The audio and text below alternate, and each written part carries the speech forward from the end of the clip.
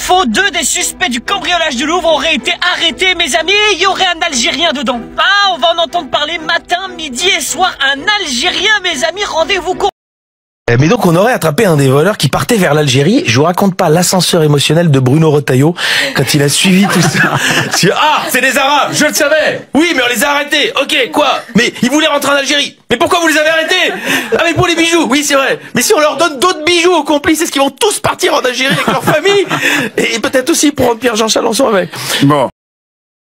Et mes amis, pour l'instant, on parle de 2 suspects qui auraient été donc interpellés hier soir et ce matin et qui seraient responsables de ce qui s'est passé au Louvre. Regardez bien les profils. On parle de 2 trentenaires qui seraient originaires de Seine-Saint-Denis et il y en a un d'entre eux qui a été interpellé hier, qui cherchait à s'embarquer pour l'Algérie. Il a été interpellé à l'aéroport Roissy-Charles de Gaulle. Et le deuxième, il s'agit d'un homme qui, lui, essayait de prendre la fuite vers le Mali. Alors possiblement, c'est des suspects déjà, faut le dire, mais possiblement un franco-algérien et un franco-malien. Ce qui est très intéressant, mes amis, c'est que a priori le coup aurait été monté de l'intérieur, c'est-à-dire qu'il y aurait un complice à l'intérieur du Louvre, mes amis, et on parle de 150 preuves ADN qui relieraient ces personnes à ce cambriolage. Donc c'est un coup qui a été monté. Donc préparez-vous au titre de presse, mes amis, un Algérien essaye de voler Napoléon et les bijoux du Louvre. Ah oui, bah il faut vendre, mes amis. Allez, bon courage à ceux qui vont survivre et mine de rien, Tahi Al-Jazair.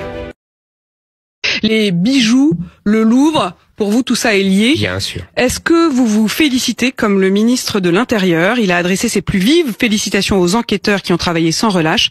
Vous vous félicitez de l'arrestation de 2 des 4 casseurs. Évidemment que je m'en félicite, je remercie et je félicite les enquêteurs, ce qui prouve que quand la police peut travailler dans des bonnes conditions, elle travaille avec efficacité. Maintenant, il faut regarder au-delà de la discussion qu'on a déjà eue. Je ne vais pas reprendre la discussion sur les responsabilités, la démission que j'avais demandé de la directrice et la directrice ou présidente, peu importe, et de la ministre du Louvre. Là, maintenant, on est à ceux qui sont arrêtés, aux voleurs. Et vous avez vu que il y en avait un qui était algérien et qui fuyait vers l'Algérie, qui a été arrêté. Alors je sais pas s'il était algérien, il était peut-être tout à fait de nationalité française. En tout cas, il tentait de fuir vers l'Algérie. La destination c'était l'Algérie, et l'autre, la destination c'était le Mali. Si, vous avez raison de préciser d'ailleurs, parce qu'il est... La bataille de l'Algérie ne se joue plus sur les dunes, mais dans les esprits. C'est une phrase choc pour lancer notre discussion aujourd'hui.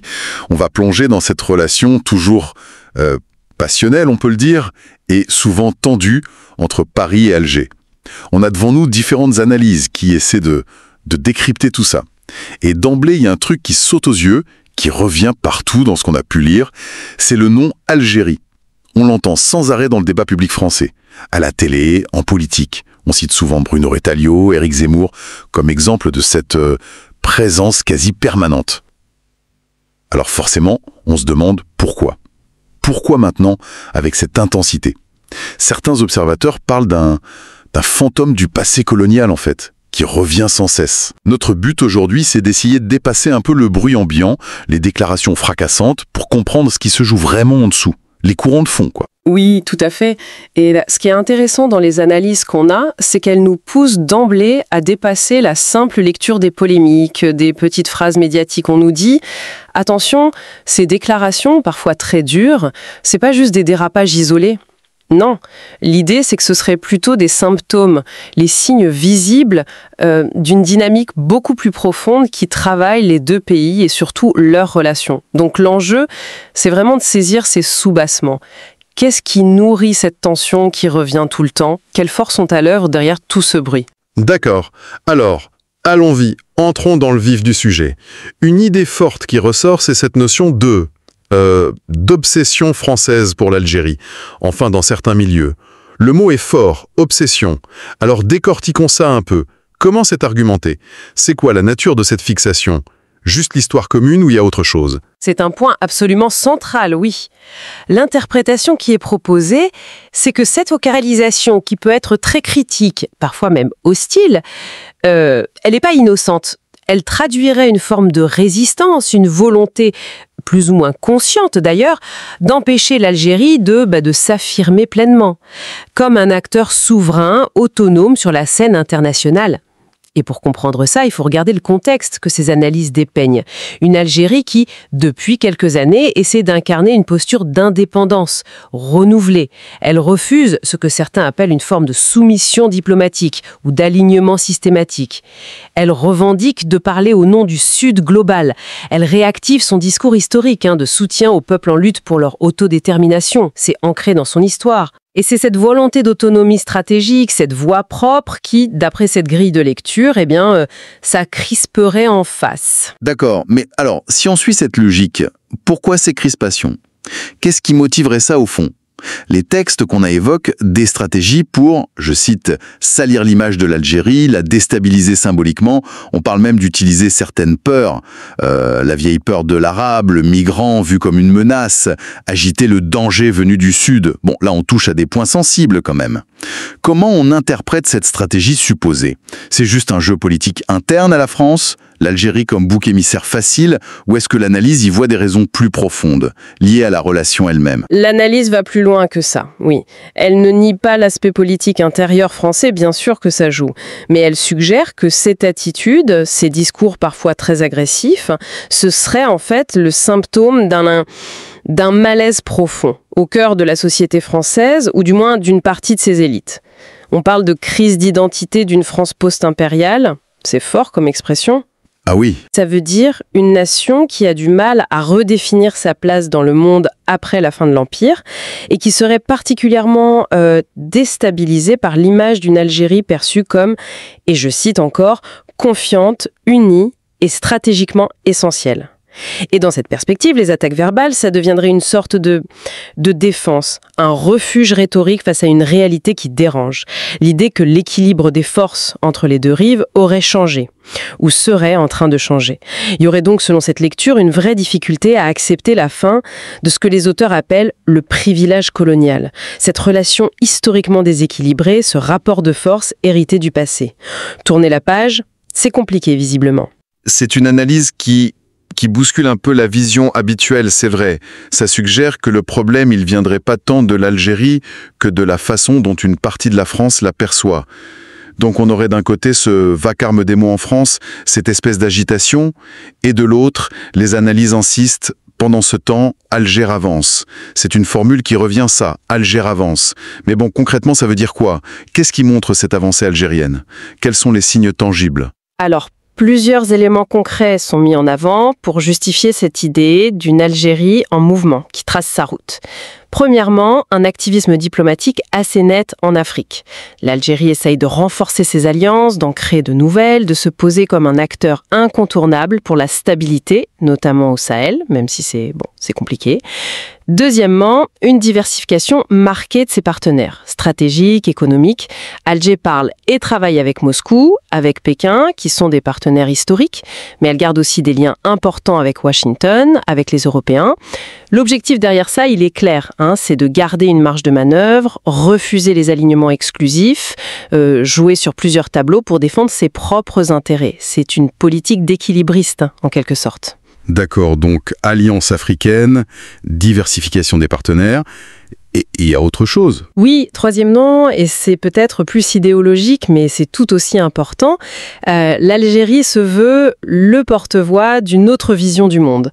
Un ordre mondial multipolaire, non aligné, basé sur la dignité, la souveraineté, l'égalité entre les nations.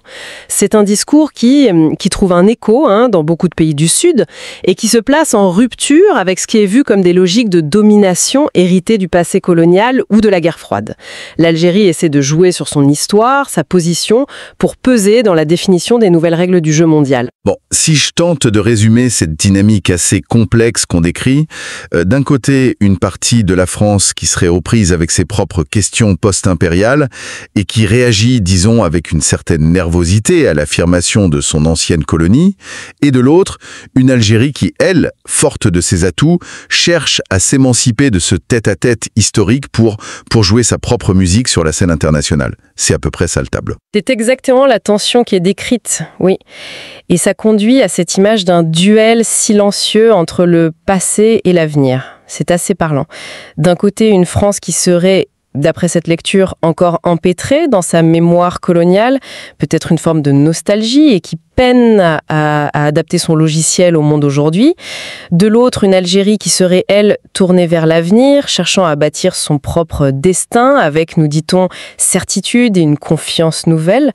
Le conflit ne serait plus alors juste politique ou économique, il deviendrait vraiment symbolique, idéologique, une confrontation de récits, de vision du monde et de la place que chacun pense devoir occuper. La France parlerait encore avec les mots du passé et l'Algérie agirait pour façonner son avenir. C'est en tout cas la thèse forte qui ressort, une bataille narrative autant qu'une tension diplomatique en fait. Alors, au bout de cette exploration, qu'est-ce qu'on retient ? Pour ceux qui nous écoutent et qui essaient de comprendre les ressorts de cette relation toujours électrique. Si on essaie de synthétiser l'essentiel, le message clé de ces analyses, c'est que les frictions qu'on voit, les pics, les refroidissements diplomatiques, c'est pas juste des péripéties. Ce serait le symptôme, la partie visible de l'iceberg, d'un changement bien plus profond. Ou en tout cas, d'un changement qui est perçu comme tel. Un possible basculement dans l'équilibre des forces, mais surtout dans les perceptions mutuelles et dans l'affirmation de soi. D'un côté, une identité post-impériale française qui se cherche, qui doute. De l'autre, une souveraineté algérienne qui s'affirme, plus décomplexée, plus visible. Et c'est la rencontre, ou peut-être le choc, entre ces deux trajectoires qui ferait les étincelles qu'on observe. Tout à fait. Et cette lecture, elle aboutit à une conclusion particulièrement frappante, presque provocatrice, qu'on trouve dans les textes. L'histoire ne s'écrit plus à Paris, mais à Alger. Bon, il faut sans doute prendre ça comme une affirmation forte, peut-être une hyperbole pour marquer le coup, mais au-delà de la formule choc, ça soulève une vraie question qui mérite qu'on s'y arrête. Si ce basculement symbolique, stratégique, tel qu'il est décrit ici, si ça se confirmait, si ça s'amplifiait dans les prochaines années, quelles seraient les conséquences concrètes ?